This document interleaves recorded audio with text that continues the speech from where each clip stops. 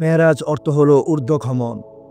লাইলাতুল মেরাজ বা মেরাজের রজনী উপমহাদেশে শবে মেরাজ হিসেবে আখ্যায়িত রয়েছে। এই রাতে মহানবী আলাইহিস সালাতু ওয়াস সালাম অলৌকিক উপায়ে ঊর্ধ্বাকাশে আরোহণ করেছিলেন এবং মহান আল্লাহর সঙ্গে সাক্ষাৎ লাভ করেছিলেন। মহানবী আলাইহিস সালাতু ওয়াস সালাম কর্তৃক সশরীরে সজ্ঞানে জাগ্রত অবস্থায় জিবরাইল আলাইহিস সালাতু ওয়াস সালাম ও মিকাইল আলাইহিস সালাতু ওয়াস সালামের সঙ্গে বিশেষ বাহন বোরাকের মাধ্যমে মেরাজের রাতে সফর করেন। তিনি মসজিদুল হারাম থেকে মসজিদুল আকসা হয়ে প্রথম আসমান গমন করেন।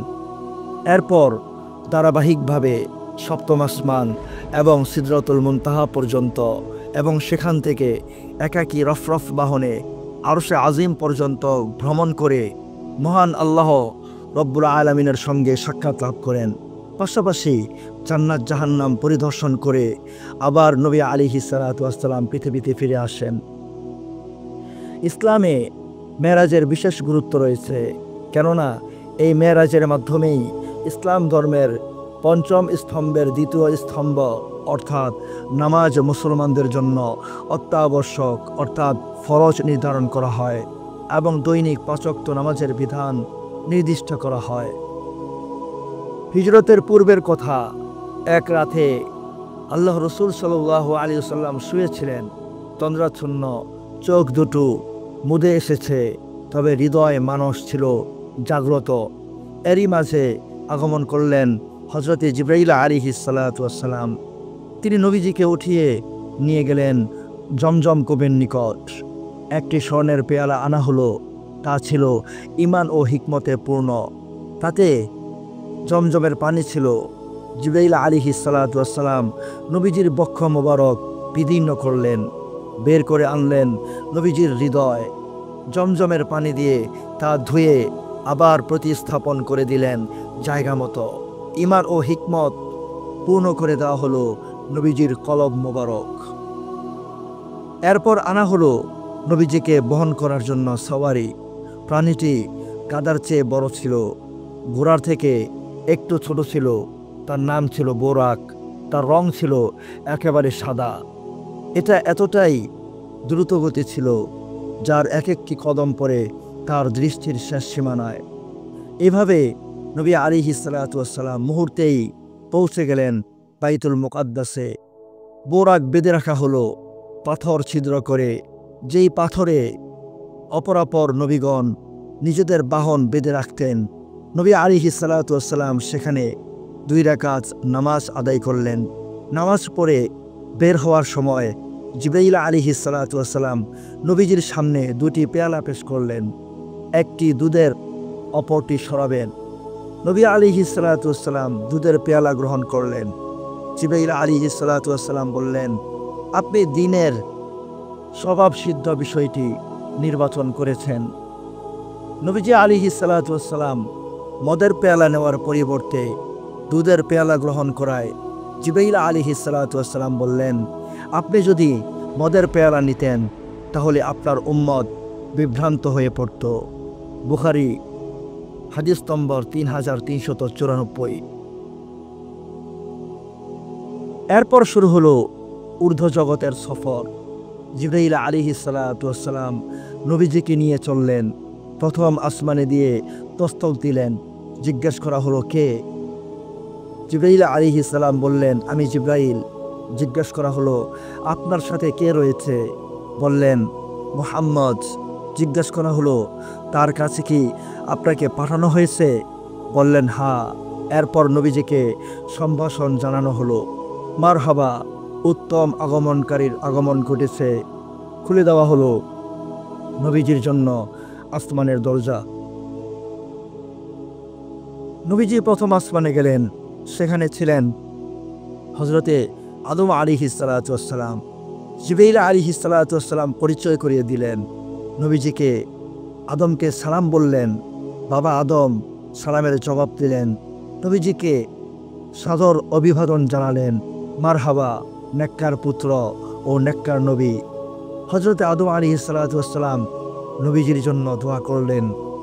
এরপর নবীজি উঠতে থাকলেন দ্বিতীয় আসমানের দিকে। সেখানেও দরজা খুলতে প্রথম আসমানের মতো জিজ্ঞাসাবাদ করা হলো। এরপর নবীজিকে ইস্তেকবাল করা হলো। নবীজি সেখানে দেখতে পেলেন দুই খালাতো ভাই, হজরতে ঈসা আলাইহিসসালাম ও হজরতে ইয়াহইয়া আলাইহিসসালাম। তাদের সাথে নবীজির সালাম বিনিময় হলো। তারা নবীজিকে স্বাগত জানালেন, মারহাবা আমাদের পুণ্য ভাই এবং সজ্জন নবী। তারা নবীজির জন্য দোয়া করলেন। এরপর নবীজিকে তৃতীয় আসমানের দিকে নিয়ে যাওয়া হলো। সেখানেও দুই আসমানের মতো জিজ্ঞাসাবাদ হলো এবং নবীজিকে স্বাগত জানানো হলো। সেখানে গিয়ে দেখলেন হজরতে ইউসুফ আলাইহিসসালাম। হজরত ইউসুফের সাথে নবীজির সালাম ও কুশল বিনিময় হলো। নবীজি আলাইহিসসালাম বলেন, হজরত ইউসুফকে যেন দুনিয়ার অর্ধেক সৌন্দর্য ঢেলে দেওয়া হয়েছে। এরপরে নবী আলাইহিসসালাম চললেন চতুর্থ আসমানের দিকে।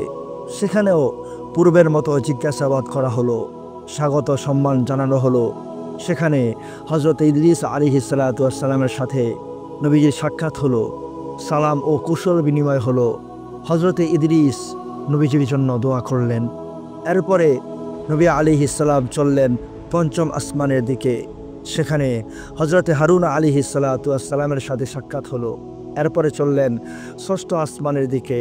সেখানেও পূর্বের পর্বগুলোর মতো জিজ্ঞাসা করা হলো, নবীজিকে অভিনন্দন জানানো হলো। সেখানে দেখা হলো হজরতে মুসা আলাইহিসসালামের সাথে। হজরত মুসা আলাইহিসসালাম নবীজিকে খুব ইস্তেকবাল করলেন। এরপর নবীজি সপ্তম আসমানের দিকে রওনা হয়ে গেলেন। সেখানে দেখা হলো হজরতে ইব্রাহিম আলাইহিসসালামের সাথে। জিবরাইল আলাইহিসসালাম পরিচয় করিয়ে দিলেন, ইনি আপনার পিতা, আপনি ওনাকে সালাম করুন। নবীজি হজরত ইব্রাহিম আলাইহিসসালামের সাথে সালাম বিনিময় করলেন। নবীজি বললেন, হজরত ইব্রাহিম আলাইহিসসালাম তখন বাইতুল মামুরে হেলান দিয়েছিলেন। বাইতুল মামুর, যেখানে প্রতিদিন 70,000 ফেরেশতা বাইতুল মামুরকে তাওয়াফ করে। এরপর এই 70,000 আর কখনো ফিরে আসবে না। নতুন নতুন ফেরেশতা, 70,000 ফেরেশতা এভাবে কিয়ামত পর্যন্ত বাইতুল মামুরকে তাওয়াফ করতে থাকে। এরপর নবীজিকে নিয়ে যাওয়া হলো সিদরাতুল মুনতাহার দিকে। সেই বড়ই বৃক্ষের এক একটি পাতা হাতির কানের মতো, আর এক একটি ফল মটকার মতো বড়। যখন ওটাকে আল্লাহর বিধান আচ্ছন্ন করে নিল, তা পরিবর্তিত হয়ে গেল। সৃষ্টির কারো সাধ্য নেই তার সৌন্দর্যের বিবরণ দেবার। জিবরাইল আলাইহিসসালাম বললেন, এটা সিদরাতুল মুনতাহা। এখানে 4টি নহর, 2টি অদৃশ্য আর 2টি দৃশ্যমান। নবী আলাইহিসসালাম জিজ্ঞেস করলেন, দৃশ্যমান নদী 2টি কোনগুলো? জিবরাইল বললেন, অদৃশ্যমান 2টি জান্নাতের মধ্যে, আর দৃশ্যমান 2টি হলো নীল নদ আর ফুরাত নদী। এরপর আল্লাহ তাআলা নবীজির প্রতি যে ওহী পাঠালেন, দিন রাতে উম্মতের জন্য 5 ওয়াক্ত নামাজ আল্লাহ ফরজ করে দিলেন। নবীজি আল্লাহর পক্ষ থেকে সালাতের এই হাদিয়া নিয়ে ফেরত আসছিলেন। এর মধ্যে দেখা হলো হজরতে মুসা কালিমুল্লাহর সাথে। হজরতে মুসা আলাইহিসসালাম জিজ্ঞেস করলেন, আল্লাহ আপনার উম্মতের জন্য কি দিয়েছেন? নবী আলাইহিসসালাম বললেন, 50 ওয়াক্ত নামাজ আল্লাহ আমাকে হাদিয়া দিয়েছেন। হজরত মুসা কালিমুল্লাহ বললেন, আপনার উম্মত রাত দিনে 50 ওয়াক্ত নামাজ পড়তে পারবে না। আপনার আগে আমি উম্মত চালিয়ে এসেছি। আপনি আল্লাহর কাছে গিয়ে এই নামাজটাকে কমিয়ে নিয়ে আসেন। নবী আলাইহিসসালাম সে মতে আল্লাহর কাছে গিয়ে কম করে দেওয়ার দরখাস্ত করলেন। আল্লাহ 5 ওয়াক্ত নামাজ কমিয়ে দিলেন। নবী আলাইহিসসালাম তা নিয়ে ফেরত আসছিলেন। আবার হজরত মুসা কালিমুল্লাহর সাথে আল্লাহ রসুলের সাক্ষাৎ হলো। বললেন, আপনার উম্মতটা পারবে না, আপনি আরও কমিয়ে নিয়ে আসুন। নবী আলাইহিসসালাম আবার আল্লাহর কাছে গিয়ে আগের মতো দরখাস্ত করে আরও 5 ওয়াক্ত নামাজ কমিয়ে আনলেন। নবী আলাইহিসসালাম বললেন, এভাবে আমি আল্লাহ এবং মুসার মাঝে আসা যাওয়া করতে থাকি। শেষবার আল্লাহ বললেন, মুহাম্মদ, এই হলো দিন রাতে 5 ওয়াক্ত নামাজ। প্রত্যেক নামাজের বিনিময়ে 10 নামাজের সওয়াব আমি আল্লাহ নির্ধারণ করে দিলাম। এভাবে বান্দা 5 ওয়াক্ত নামাজ পড়ে 50 ওয়াক্ত নামাজের সওয়াব পাবে। কেউ কোনো ভালো কাজের ইচ্ছে করবে কিন্তু করতে পারবে না, তার জন্য নেকি নির্ধারিত রয়েছে, তা হলো 1টি নেকি। আর যদি ভালো কাজটি করতে পারে তাহলে তার জন্য 10টি নেকি আমি আল্লাহ নির্ধারণ করে দিয়েছি। আর কেউ কোনো মন্দ কাজের ইচ্ছে করলে কোনো গুনাহ লেখা হবে না, তবে তা করে বসলে 1টি গুনাই তার আমলনামার মধ্যে লেখা হবে। নবীজি এই সওগাত নিয়ে ফেরত আসছিলেন। হযরতে মুসার সাথে আল্লাহ রাসূলের সাক্ষাৎ হলো। মুসা আলাইহিস সালাতু ওয়াস সালাম এবার শুনে বললেন, আপনি যান, আরও কমিয়ে নিয়ে আসুন, আপনার উম্মত তা পারবে না। নবী আলাইহিস সালাতু ওয়াস সালাম আবার আল্লাহর কাছে দরখাস্ত করলেন। আল্লাহ তাআলা আরও 5 ওয়াক্ত নামাজ নবীর জন্য কমিয়ে দিলেন। এরপরে মুসা আলাইহিস সালাতু ওয়াস সালামের অনুরোধে আল্লাহ রসুল বললেন, আমি আর আল্লাহর কাছে যেতে পারবো না, কারণ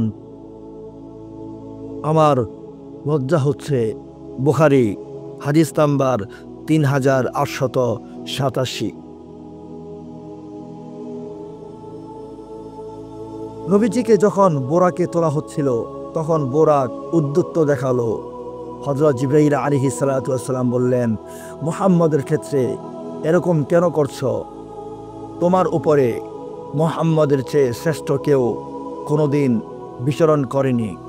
এই শুনে বোরাক ঘর্মাক্ত হয়ে গেল। তিরমিজি হাদিস নাম্বার 3131। আল্লাহ তাআলা নবীজির জন্য যে বিশেষ উপহার হাউজে কাউসার রেখেছেন, প্রথম আসমানে নবীজিকে তা দেখানো হয়। নবীজি সেই কাউসারের বিবরণ দিয়েছেন। সহিহ বুখারী হাদিস নাম্বার 7517। নবী আলাইহিস সালাতু ওয়াস সালাম প্রথম আসমানে যান এবং সেখানে দেখেন এক ব্যক্তি, তার ডান পাশে কিছু রূহ আর বাম পাশে কিছু রূহের কাফেলা। তিনি ডান দিকে তাকালে হাসেন আর বাম দিকে তাকালে কাঁদেন। তিনি নবীজিকে সম্ভাষণ জানালেন। নবীজি জিজ্ঞাসা করলেন, জিবরাইল, ইনি কে? জিবরাইল বললেন, ইনি আদম আলাইহিস সালাতু ওয়াস সালাম আর তার দুই পাশে তার সন্তানদের রূহ। ডান দিকের গুলো জান্নাতি আর বাম দিকের গুলো জাহান্নামী। এই জন্যে তিনি ডান দিকে তাকিয়ে হাসেন আর বাম দিকে তাকিয়ে কাঁদেন। সহিহ বুখারী হাদিস নাম্বার 3342। এই সফরে নবীজিকে জান্নাত জাহান্নাম ভ্রমণ করানো হয়। নবীজি বলেন, জান্নাতের প্রাসাদগুলো মুক্তার তৈরি আর তার মাটি হলো মেশকের। সহিহ বুখারী হাদিস নাম্বার 7517। নবীজি এই সফরে একদল লোককে দেখেন, তাদের নখগুলো তামা দিয়ে তৈরি। নিজেদের নখ দিয়ে তারা নিজেদের গাল ও বুক আঁচড় কাটছে। জিজ্ঞেস করলেন, জিবরাইল, এরা কারা? নবীজি বললেন, এরা ওই সমস্ত লোক যারা মানুষের গোশত খেত এবং তাদের আঘাত হানত, অর্থাৎ গীবত করত এবং মানুষকে লাঞ্ছিত করত। মুসনাদে আহমদ হাদিস নাম্বার 13340। নবীজি এই সফরে মুসা আলাইহিস সালাতু ওয়াস সালাম ও হযরত ঈসা আলাইহিস সালাতু ওয়াস সালামের শারীরিক গড়নের বিবরণ দেন। নবীজি বলেন, আমি ইব্রাহিমের আকৃতির সাথে সামঞ্জস্যপূর্ণ। বুখারী হাদিস নাম্বার 3394। হযরত ইব্রাহিম আলাইহিস সালাতু ওয়াস সালামের সাথে মোলাকাত হলে তিনি নবীজিকে বলেন, আপনি আপনার উম্মতের কাছে আমার সালাম পৌঁছাবেন। আর তাদেরকে বললেন, জান্নাতের মাটি পবিত্র ও সুঘ্রাণযুক্ত, এর পানি সুমিষ্ট এবং এর ভূমি উর্বর ও সমতল, আর এর বৃক্ষ হচ্ছে সুবহানাল্লাহ আলহামদুলিল্লাহ ওয়ালা ইলাহা ইল্লাল্লাহু আল্লাহু আকবার। অর্থ হচ্ছে, আল্লাহ পবিত্র, সব প্রশংসা একমাত্র আল্লাহর জন্য, আল্লাহ ছাড়া কোনো উপাস্য নেই, আল্লাহ মহান। তিরমিজি হাদিস নাম্বার 3462। এই সফরে নবীজিকে 3টি উপহার দেওয়া হয়: 5 ওয়াক্ত নামাজ, সূরা বাকারার শেষ আয়াতগুলো এবং এই উম্মতের যারা শিরিক থেকে বেঁচে থেকে মৃত্যুবরণ করবে তাদের গুনাহগুলো মাফ করে দেওয়ার ঘোষণা। মুসলিম হাদিস নাম্বার 173। এই সফরে নবীজির সাথে পূর্ববর্তী নবীদের সাক্ষাৎ হয়। তখন তিনি নামাজে সকলের ইমামতি করেন। সহিহ মুসলিম হাদিস 1072। এই সফরে নবীজি দেখলেন একদল লোকের ঠোঁট আগুনের কাঁচি দিয়ে কাটা হচ্ছে। জিজ্ঞেস করলেন, এরা কারা? জিবরাইল আলাইহিস সালাতু ওয়াস সালাম বললেন, এরা বক্তৃতা করত বটে, কিন্তু নিজেরা আমল করত না। মুসনাদে আহমদ হাদিস নাম্বার 12211। রাসূলুল্লাহ সাল্লাল্লাহু আলাইহি ওয়াসাল্লাম মিরাজ থেকে ফিরে হাতিমে বসা। মুশরিকরা ইসরা ও মিরাজের ঘটনা শুনে উপহাস ও কটাক্ষ করতে লাগলো। বিভিন্নভাবে নবীজির দিকে প্রশ্নের তীর ছুটতে লাগলো। তারা চাইল বাইতুল মুকাদ্দাসের পূর্ণ বিবরণ শুনবে। নবীজি এমন প্রশ্নে খুবই বিব্রত হয়ে ওঠেন। এত রাতে কি বাইতুল মুকাদ্দাসকে এরকম নিখুঁতভাবে দেখতে পেয়েছেন নাকি? নবীজি বলেন, এরকম বিবৃতকর পরিস্থিতিতে আমি কখনো আগে পড়িনি। আল্লাহ তাআলা প্রিয় বন্ধুকে সাহায্য করলেন। নবীজির চোখের সামনে মেলে ধরলেন বাইতুল মুকাদ্দাসের দৃশ্য। নবীজি দেখে দেখে তাদের প্রত্যেকটি জিজ্ঞাসার বিস্তারিত জবাব দিলেন। বুখারী হাদিস নাম্বার 3886। মক্কার কোনো পথ ধরে হেরে যাচ্ছিলেন হযরত আবু বকর। মক্কার কাফেররা তাকে এই বিস্ময়ের কথা বললে, সুধাল, তুমিও কি তাকে বিশ্বাস করবে? হযরত আবু বকরের হৃদয়ে ইমানের বহিঃশিখা জ্বলে উঠল। তিনি এক আকাশ আস্থা নিয়ে সুদৃঢ় কণ্ঠে বলে উঠলেন, আমি তো এর চেয়ে আরও দূরের অনেক জটিল বিষয়ে মুহাম্মদ সাল্লাল্লাহু আলাইহি ওয়াসাল্লামকে বিশ্বাস করি। তার কাছে আসা আসমানি বার্তাগুলোর উপর রয়েছে আমার অটল বিশ্বাস ও সুদৃঢ় ঈমান। তিরমিজি হাদিস নাম্বার 3462। সম্মানিত বন্ধুগণ, এই ছিল আল্লাহ রসুলের সংক্ষিপ্ত মিরাজের একটি বিস্তারিত বিবরণ। জানি না আপনাদের কাছে কেমন লেগেছে। যদি ভিডিওটি ভালো লাগে তাহলে অবশ্যই এটি শেয়ার করবেন এবং এই ভিডিও সংক্রান্ত আপনাদের যাবতীয় মতামত আমাকে কমেন্ট করে জানাবেন। ভিডিওটি বেশি বেশি শেয়ার করবেন। আর আপনি যদি আমার চ্যানেলে নতুন হয়ে থাকেন তাহলে মেহেরবানি করে এই ক্ষুদ্র মানুষের চ্যানেলটিকে সাবস্ক্রাইব করবেন। তো আজকের মতো বিদায় নিচ্ছি। সবাই ভালো থাকবেন, সুস্থ থাকবেন। দেখা হচ্ছে সামনের কোনো ভিডিওতে। আসসালামু আলাইকুম ওয়া রাহমাতুল্লাহ।